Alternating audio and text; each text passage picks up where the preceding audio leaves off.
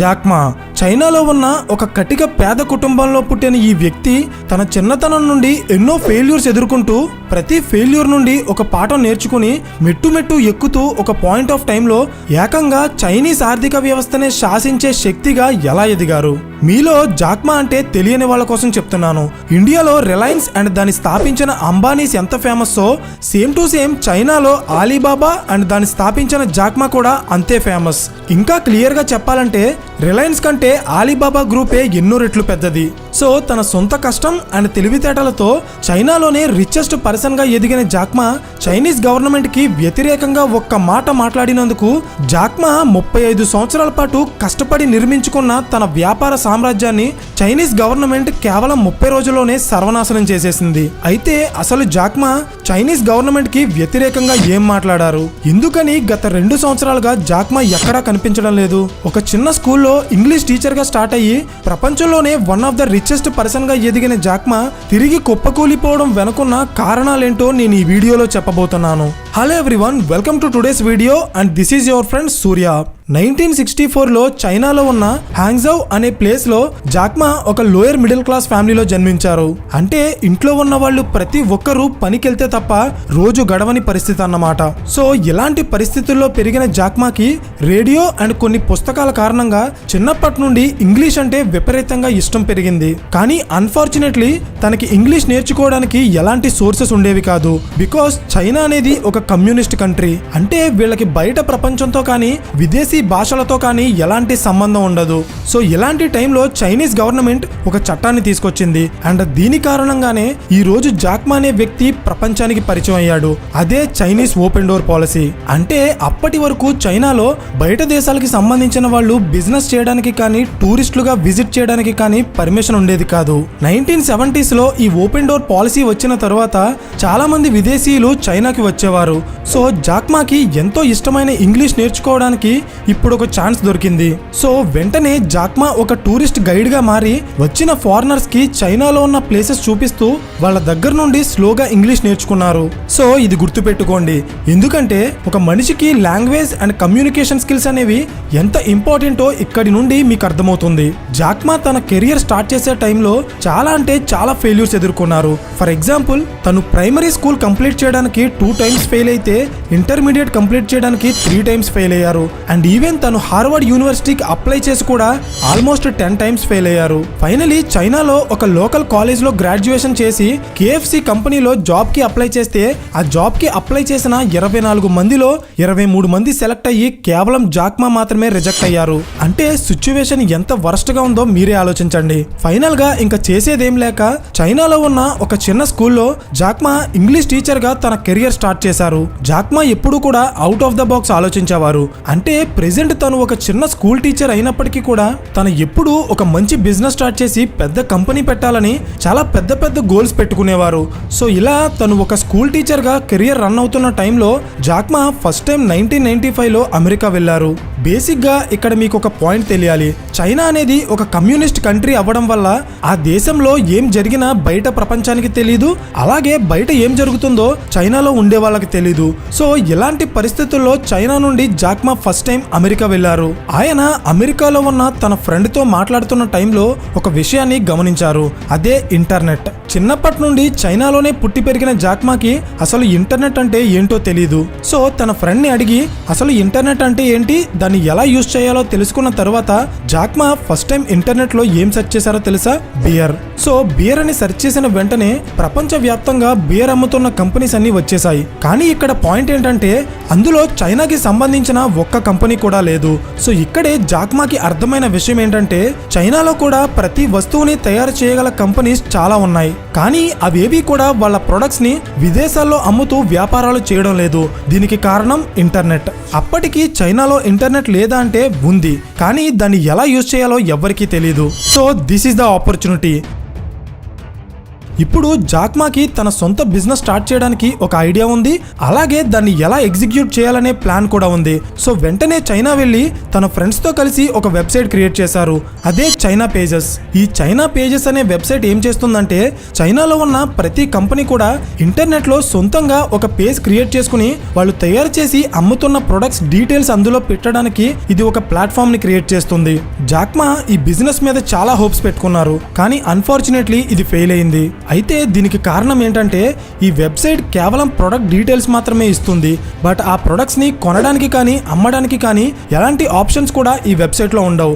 So దీని కారణంగానే ఈ వెబ్సైట్ జాక్మాకి ₹1 కూడా డబ్బు సంపాదించి పెట్టలేకపోయింది. So finally it's a failure. కానీ జాక్మా ఈ ఫెయిల్యూర్ నుండే ఒక లెసన్ నేర్చుకున్నారు. అదేంటంటే కేవలం ప్రొడక్ట్ డీటెయిల్స్ మాత్రమే కాకుండా కంప్లీట్ గా బై అండ్ సెల్ ట్రాన్సాక్షన్స్ చేయగల వెబ్సైట్ ని డిజైన్ చేస్తే అది ఖచ్చితంగా సక్సెస్ అవుతుందని జాక్మాకు అర్థమైంది. అండ్ ఫైనలీ ఈ ఫెయిల్యూర్ నుండి వచ్చిందే Alibaba.com. 1999లో జాక్మా ఒక చిన్న గదిలో 10 మంది స్టాఫ్ తో ఆలీబాబా అనే ఒక B2B మోడల్ వెబ్సైట్ ని స్టార్ట్ చేశారు. ఇక్కడ మీకు ఒక చిన్న డిఫరెన్స్ తెలియాలి. బిజినెస్ మోడల్స్ కోసం మాట్లాడుకున్నప్పుడు 2 పదాలు ఎక్కువగా వినిపిస్తాయి. అవే B2B అండ్ B2C. ఈ రెండింటికి ఉన్న డిఫరెన్స్ ఏంటో ఒక ఎగ్జాంపుల్ తో చెప్తాను చూడండి. B2B అంటే business to business and B2C అంటే బిజినెస్ టు కస్టమర్. అంటే ఫర్ ఎగ్జాంపుల్ ఆలీబాబా అనేది ఒక B2B కంపెనీ అయితే అమెజాన్ అనేది ఒక B2C కంపెనీ. ఇవి ఎలా పనిచేస్తాయంటే అమెజాన్ ఒక ప్రొడక్ట్ ని బిజినెస్ నుండి కస్టమర్ కి డెలివరీ చేస్తే ఆలీబాబా ఒక బిజినెస్ నుండి మరొక బిజినెస్ కి ప్రొడక్ట్ ని డెలివరీ చేస్తుంది. సింపుల్ గా చెప్పాలంటే ఇండియాలో ఉన్న ఒక కంపెనీ చైనాలో ఉన్న ఒక కంపెనీ దగ్గర ప్రొడక్ట్ కొనుక్కోవాలనుకుంటే అది Alibaba.com ద్వారా కొనుక్కోవచ్చు అన్నమాట. ఐ థింక్ ఈ డిఫరెన్స్ మీకు అర్థమైంది అనుకుంటున్నాను. ఇంకా అర్థం కాకపోతే కింద కామెంట్ చేయండి. ఫైనలీ 1999లో జాక్మా తీసుకున్న ఈ ఒక్క నిర్ణయం కేవలం ఆయన ఫ్యూచర్ ని మాత్రమే కాదు, ఏకంగా చైనీస్ బిజినెస్ ప్రపంచాన్నే మార్చేసింది. చైనాలో ఆలీబాబా స్టార్ట్ అయిన కొన్ని రోజుల్లోనే ఇంటర్నెట్ వాడకం పెరిగింది. ఎంతలా అంటే ఈవెన్ జాక్మా కూడా ఊహించని రేంజ్ లో చైనీస్ ఇంటర్నెట్ ని యూజ్ చేస్తున్నారు. చైనాలో ఉన్న చాలా కంపెనీస్ ప్రపంచ వ్యాప్తంగా వాళ్ళ ప్రొడక్ట్స్ అమ్ముతూ కోట్ల రూపాయలు సంపాదిస్తున్నాయి.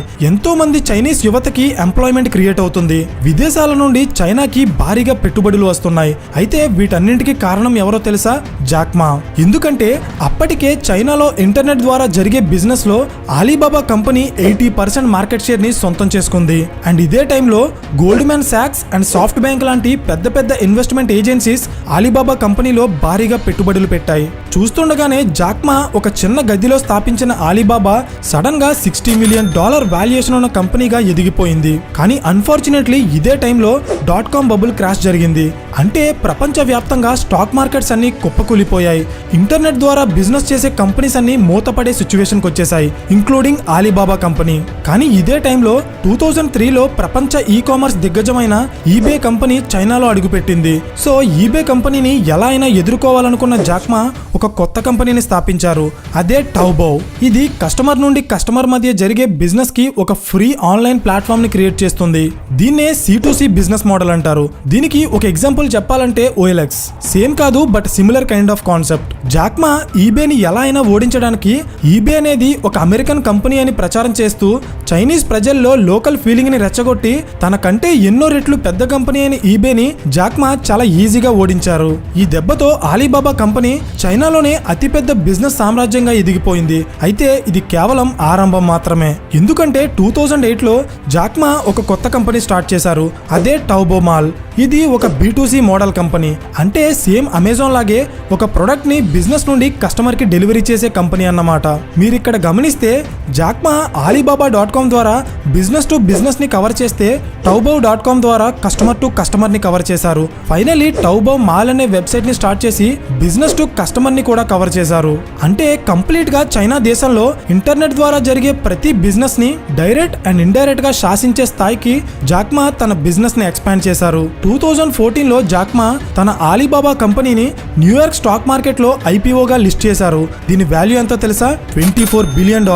అంటే మొత్తం ప్రపంచంలో అప్పటి వరకు లిస్ట్ అయిన కంపెనీస్ లో అతిపెద్ద IPO ఇదే. ఈ దెబ్బతో జాక్మా కేవలం చైనాలో మాత్రమే కాదు, ప్రపంచంలోనే one of the richest man and most influential person గా మారిపోయారు. కానీ అన్ఫార్చునేట్లీ 20 ఏళ్ల పాటు కష్టపడి ఆలీబాబా సామ్రాజ్యాన్ని నిర్మించుకున్న జాక్మా చైనీస్ గవర్నమెంట్ కి వ్యతిరేకంగా ఒక చిన్న కామెంట్ చేయడం వల్ల ఈ రోజు ప్రపంచంలోనే కాదు ఈవెన్ చైనాలో కూడా కనిపించకుండా తిరిగే సిచ్యువేషన్ కు వచ్చేశారు. అయితే దీనికి కారణం ఏంటి? 2014లో ఆలీబాబా కంపెనీకి సంబంధించిన ఐపీఓ న్యూయార్క్ స్టాక్ మార్కెట్లో పెద్ద సక్సెస్ అయిన తర్వాత యాంట్ ఫైనాన్షియల్ అనే పేరుతో జాక్మా ఒక కొత్త కంపెనీని స్థాపించారు. ఇది చైనాలో ఉన్న ప్రజలకి digital transactions, loans, insurance, financial management లాంటి సర్వీసెస్ అందిస్తుంది. అండ్ ఈవెన్ చైనాలోనే అతిపెద్ద డిజిటల్ పేమెంట్స్ ప్లాట్ఫామ్ అయిన ఆలీపే కూడా ఈ యాంట్ ఫిన్ గ్రూప్ కిందకే వస్తుంది. జాక్మా 2014లో స్థాపించిన ఈ యాంట్ ఫైనాన్షియల్ అనే కంపెనీ కూడా చాలా పెద్ద సక్సెస్ అయింది. సో దీన్ని కూడా అమెరికన్ స్టాక్ మార్కెట్ లో లిస్ట్ చేయాలనుకున్న జాక్మా ఐపీఓగా రిజిస్టర్ చేశారు. దీని వాల్యూ ఎంతో తెలుసా? $37 బిలియన్. ఇది రిలీజ్ అయితే అగైన్ ఇది కూడా ప్రపంచంలోనే అతిపెద్ద ఐపీఓగా ఉండేది. కానీ ఇక్కడే ఒక తప్పు జరిగింది. 2020 అక్టోబర్ 24న చైనాలో జరిగిన ఒక కాన్ఫరెన్స్ లో మాట్లాడుతూ Jack Ma Chinese financial regulatory system ని క్రిటిసైజ్ చేస్తూ China was following global rules that are part of an old people's club అని కామెంట్ చేశారు. దీని అర్థం ఏంటంటే చైనాలో ఉన్న ఆర్థిక వ్యవస్థ ఎప్పటివో పాత రూల్స్ ఫాలో అవుతూ ఫ్యూచర్ ని రెగ్యులేట్ చేయడానికి ట్రై చేస్తుంది. సో జాక్మా ఇది మారాలని కామెంట్ చేశారు. అంతే, ద గేమ్ ఈజ్ ఓవర్. ఖతం, by by, Tata, good bye, Gaya. Jack Ma ఈ కామెంట్ చేసిన తర్వాత కేవలం 1 వీక్ లోనే అంటే నవంబర్ 2న చైనీస్ గవర్నమెంట్ ఒక కొత్త రెగ్యులేషన్ పాలసీని తీసుకొచ్చింది.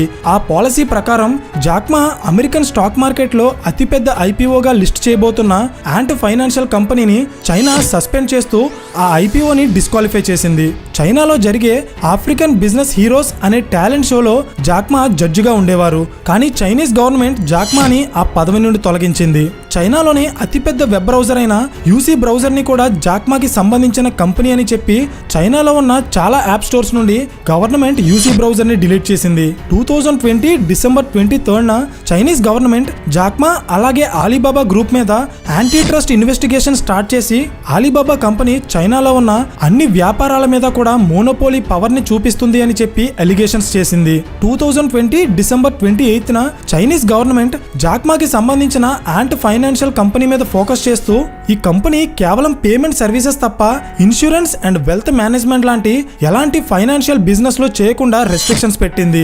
ఈవెన్ ఇదే టైంలో జాక్మా చైనీస్ గవర్నమెంట్ తో కాంప్రమైజ్ అవ్వడానికి తన కంపెనీలో షేర్స్ ఆఫర్ చేశారు. అండ్ ఏ కంపెనీనైనా వాళ్ళ కంట్రోల్లోకి తీసుకుని ఈ రెస్ట్రిక్షన్స్ ని తొలగించమని ఎన్ని ప్రయత్నాలు చేసినా చైనీస్ గవర్నమెంట్ మాత్రం జాక్మాకి ఎలాంటి ఫేవర్ చేయలేదు. 2020 అక్టోబర్ 31న చివరిగా ఒక మీటింగ్ లో కనిపించిన జాక్మా మళ్ళీ ఇప్పటి వరకు ఎలాంటి న్యూస్ పేపర్ అండ్ మీడియా ఛానల్లోనే కాదు కనీసం ఒక బిజినెస్ ఈవెంట్ లో కూడా కనిపించలేదు. సో ఫైనలీ జాక్మా కన్నా 35 ఏళ్ల కళ 20 ఏళ్ల కష్టం జస్ట్ ఒక్క మాట కారణంగా కేవలం 30 రోజుల్లోనే తుడిచిపెట్టుకుపోయింది. ఒకప్పుడు Chinese richest man and world's one of the most influential person అయిన జాక్మా ఇప్పుడు కనీసం న్యూస్ పేపర్ లో కూడా కనిపించని పరిస్థితికి వచ్చేశారు. సో మై డియర్ ఆడియన్స్, ఇక్కడ నేను చెప్పాలనుకునే ఒక ఇంపార్టెంట్ విషయం ఏంటంటే జాక్మా కేవలం చైనీస్ గవర్నమెంట్ మీద ఒక చిన్న కామెంట్ చేస్తేనే ఈ రోజు ఈ పరిస్థితికి వచ్చేసారు. కానీ మనలో చాలా మంది డైలీ రాష్ట్ర ముఖ్యమంత్రుల మీద కామెంట్ చేస్తాం, దేశ ప్రధానమంత్రి మీద కూడా కామెంట్ చేస్తాం, కొంతమంది అయితే ఈవెన్ ఫ్రీడమ్ ఫైటర్స్ మీద కూడా కామెంట్ చేస్తారు. అయినా కూడా మనం ఏ ప్రాబ్లం లేకుండా హ్యాపీగా మన డైలీ లైఫ్ ని గడిపేస్తుంటాం. అయితే దీనికి కారణం ఏంటో తెలుసా?